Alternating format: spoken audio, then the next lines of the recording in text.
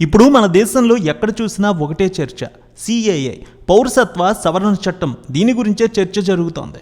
ప్రధానమంత్రి నరేంద్ర మోడీ సర్కార్ కీలక నిర్ణయం తీసుకుంది. సిటిజన్షిప్ అమెండ్మెంట్ యాక్ట్ సిఏఏ అమలుకు నోటిఫికేషన్ జారీ చేసింది.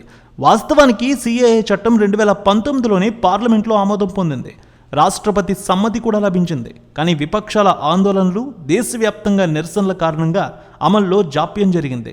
సార్వత్రిక ఎన్నికలకు ముందు దీన్ని అమల్లోకి తీసుకువస్తామని కేంద్ర హోంశాఖ మంత్రి అమిత్ షా పలుసార్లు చెబుతూ వచ్చారు. ఈ క్రమంలో ఎన్నికల షెడ్యూల్ వెలువడే సమయంలో సిఏఏను కేంద్ర ప్రభుత్వం తెర మీదకు తీసుకువచ్చింది.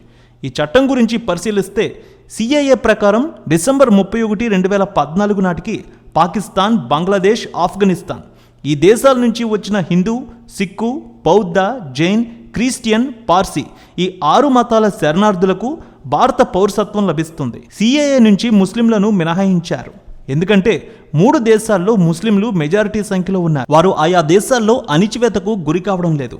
ఆ దేశాల్లో హిందువులు, ఇతర వర్గాలు మతం ఆధారంగా హింసకు గురవుతున్నారు. అందుకే ముస్లింలను ఈ చట్టంలో చేర్చలేదని అమిత్ షా పార్లమెంట్లో తెలిపారు. అయితే వారు పౌరసత్వం కోసం దరఖాస్తు చేసుకోవచ్చని, దానిపై ప్రభుత్వం పరిశీలించి నిర్ణయం తీసుకుంటుందని గతంలో అమిత్ షా చెప్పారు.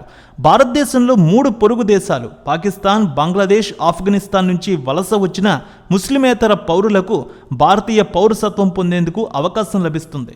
అయితే చట్టం ద్వారా దేశవ్యాప్తంగా భిన్న వాదనలు వినిపిస్తున్నాయి. పలువురు ఈ చట్టాన్ని ఆమోదిస్తుంటే మరికొందరు వ్యతిరేకిస్తున్నారు. పశ్చిమ బెంగాల్, కేరళ ప్రభుత్వాలు సిఏఏను వ్యతిరేకించాయి. పశ్చిమ బెంగాల్ సీఎం మమతా బెనర్జీ సిఏఏపై మాట్లాడుతూ మతం, కులం, భాష ప్రాతిపదికన వివక్ష చూపిస్తే అంగీకరించబోమని చెప్పారు. వెస్ట్ బెంగాల్ రాష్ట్రంలో సిఏఏని అమలు చేయడానికి మేము అనుమతించబోమన్నారు ఆమె. మరోవైపు కేరళ రాష్ట్ర ప్రభుత్వం సిఏఏను వ్యతిరేకిస్తోంది.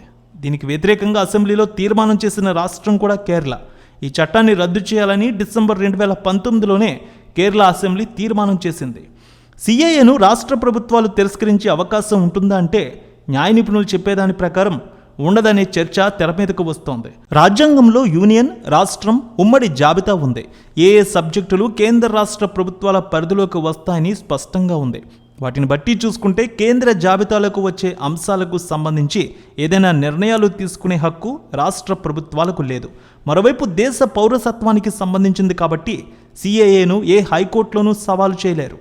2020 జనవరిలో సిఏఏకి సంబంధించిన ఏ కేసును హైకోర్టులో విచారించబోమని సుప్రీంకోర్టు స్పష్టంగా చెప్పింది.